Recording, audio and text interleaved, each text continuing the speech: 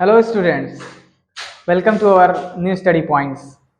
As I have told earlier, we have taught yesterday the hydrocarbon series third, and we have to just deal with hydrocarbon 4 यानी part 4.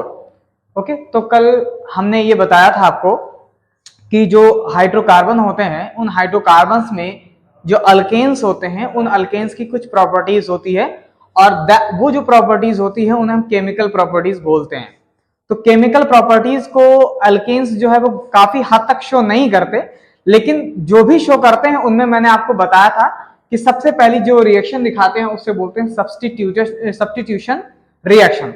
और उस substitution reaction के अंदर हम लोगों ने हैलोजिनेशन की प्रक्रिया पढ़ी थी कि जिसके अंदर कोई भी अल्केन जो है वो किसी हैलोजन ग्रुप से ज्वाइन करता है और हैलो अल्केन जो है वो बनाता है. इसके बारे में हम डिटेल स्टडी कर चुके हैं, लेकिन हमने अभी मैकेनिज्म पे कोई वर्क नहीं किया है क्योंकि मैकेनिज्म हम डिफरेंट टाइप के चैप्टर्स में पढ़ते चलेंगे.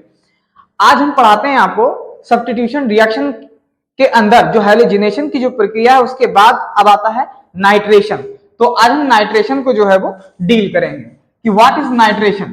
आप समझ रहे होंगे कि हम कहना आपको क्या चाहते हैं.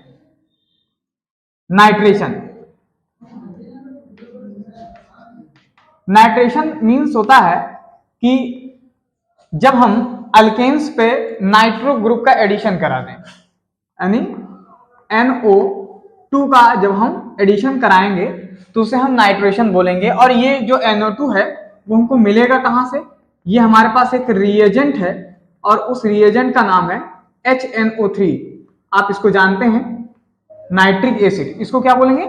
नाइट्रिक एसिड बोलेंगे HNO3 को. It is a very strong oxidising agent. ठीक है, यानी आप ऐसे बोल सकते हैं कि ये प्रकार का ऑक्सीडाइजिंग एजेंट, बहुत स्ट्रॉन्ग भी नहीं कह सकते क्योंकि इससे भी ज्यादा स्ट्रॉन्ग जो है वो पड़े हुए हैं.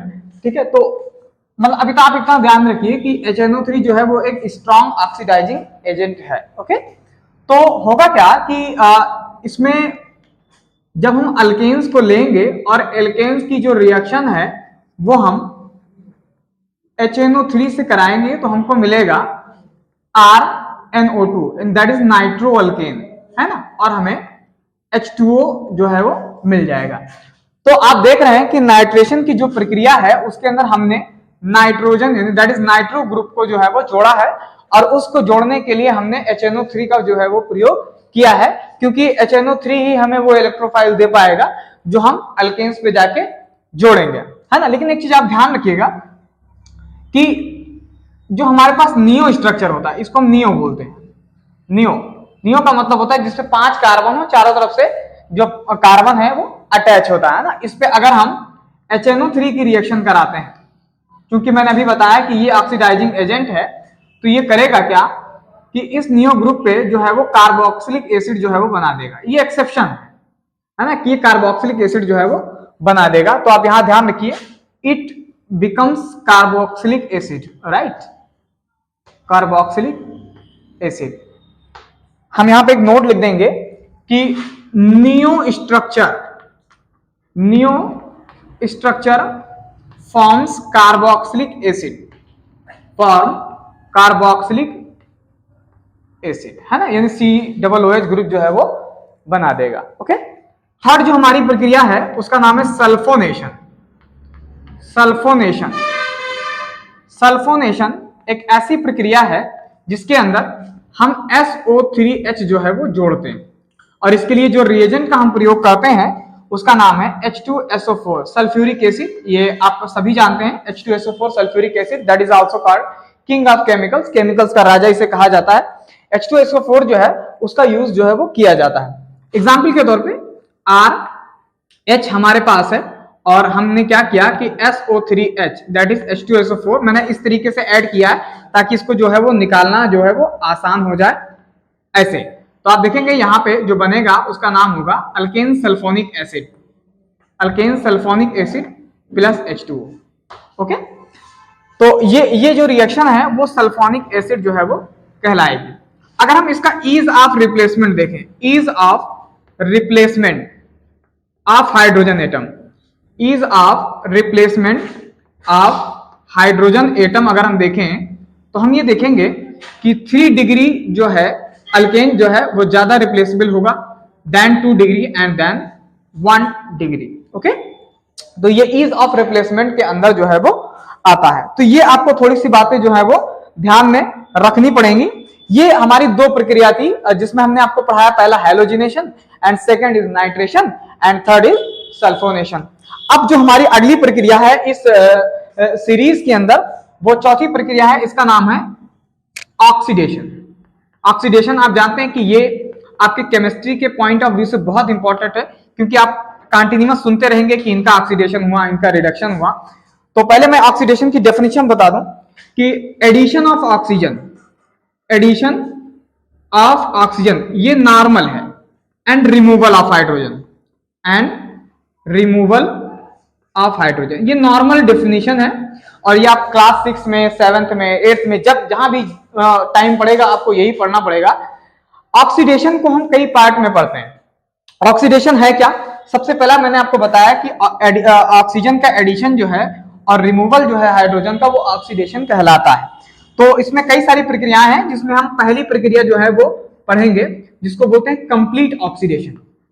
कंप्लीट ऑक्सीडेशन, अब जैसा कि आप नाम से पता चल रहा होगा कि अगर हम कंप्लीट ऑक्सीडेशन की बात कर रहे हैं, इसका मतलब अगर कहीं भी कंप्लीट ऑक्सीडेशन होता है तो वहां पे हमेशा formation of, that is formation of, यानी formation of CO2 plus water plus heat जो है वो जनरेट होगी, हीट जनरेट होगी, तो ही हम उसे कंप्लीट ऑक्सीडेशन के रूप में लेते हैं। एग्जाम्पल आपका ले लीजिए LPG, जिसको बोलते हैं liquefied petroleum gas.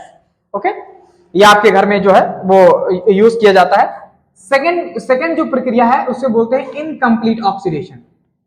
Incomplete oxidation, incomplete oxidation means होता है कि जब हमारे पास ऑक्सीजन की रिक्वायरमेंट जिस तरीके से होनी चाहिए और उस तरीके से हमारे पास ऑक्सीजन की रिक्वायरमेंट नहीं है, यानी that is lack of oxygen है, तो उसे हम इनकम्प्लीट ऑक्सीडेशन के नाम से जानते हैं। और इसमें जो रिजल्ट बनता है ना, जो रिजल्ट बनता है वो होता क्या है कि कार्बन होता है, that is carbon black, carbon black इसको नाम बताया जाता है, और इसके साथ में कार्बन मोनोऑक्साइड जो है वो निकलता है। आप ध्यान रखिएगा कि ये जो कार्बन मोनोऑक्साइड है, इसमें कुछ बातें हैं। सबसे पहला ये है कि it is a poisonous gas, ये ऐसी गैस है जो काफी पॉइजनस है।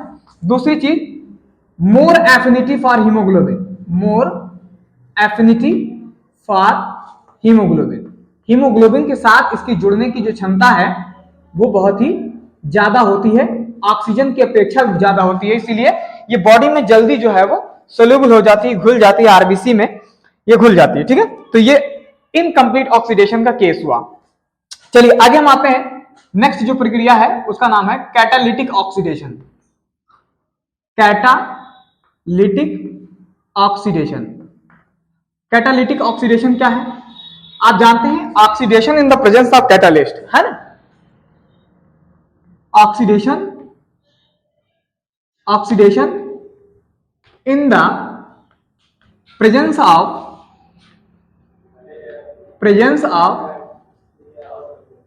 कैटालिस्ट। बहुत सारे रिएजेंट हैं, जरा देखते हैं उनको।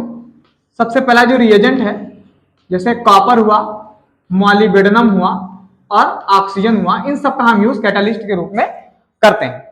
अगर हम कॉपर का इस्तेमाल अल्केन पे करते हैं तो हमें मिलता है अल्कोहल। क्या मिलेगा? अल्कोहल मिलेगा। और अगर हम मॉलिब्डेनम का इस्तेमाल करते हैं तो हमें मिलेगा एल्डिहाइड, एल्डिहाइड। और अगर हम ऑक्सीजन का प्रयोग करते हैं तो हमें मिलेगा एसिड, एसिड मिलेगा। एग्जाम्पल के तौर पे आप देखिए CH4 प्लस O2, अगर हम इसका इस्तेमाल कॉपर के साथ करेंगे तो ये बन जाएगा CH3OH, इसे हम मेथनॉल बोलेंगे। क्या बोलेंगे? मेथनॉल बोलेंगे। क्लियर? अगर हम दूसरा एग्जाम्पल लें CH4 और इसको हम मॉलिब्डेनम के प्रेजेंस में करा दें तो जो हमें मिलेगा वो होगा फॉर्मल्डिहाइड प्लस H2O। ओके, और इसको हम क्या बोलेंगे? फॉर्मल्डिहाइड। आप देख सकते हैं यहाँ पे कि ये एक अल्डिहाइड है। फॉर्मल्डिहाइड। अगला जो टॉपिक है इसमें वो ये है कि अगर हमारे पास कोई अल्केन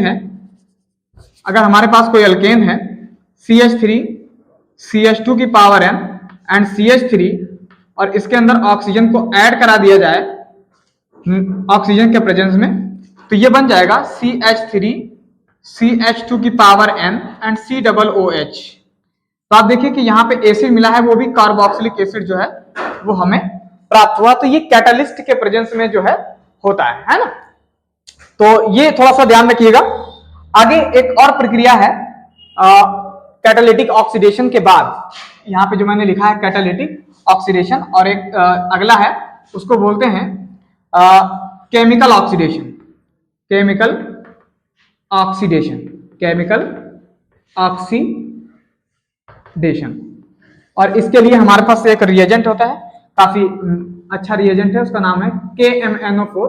आप जानते हैं इसको, पोटेशियम परमंगनेट, और ये है K2Cr2O7 यानी पोटेशियम डाइक्रोमेट। इसका इस्तेमाल करेंगे तो काफी जो मतलब हमारे पास जो प्रोडक्ट बनेगा वो ऑक्सीडेशन के हिसाब से जो है वो बन जाएगा। क्लियर? जैसे एग्जांपल के तौर पे CH3 CH2 CH3, अगर हम इस पे इन रिएजेंट का यूज कर लेंगे तो जो हमें मिलेगा, यहाँ पे हम लिख देंगे KMnO4, आप कोई भी इस्तेमाल कर लें, ये बन जाएगा CH3 CH2 COOH। क्लियर?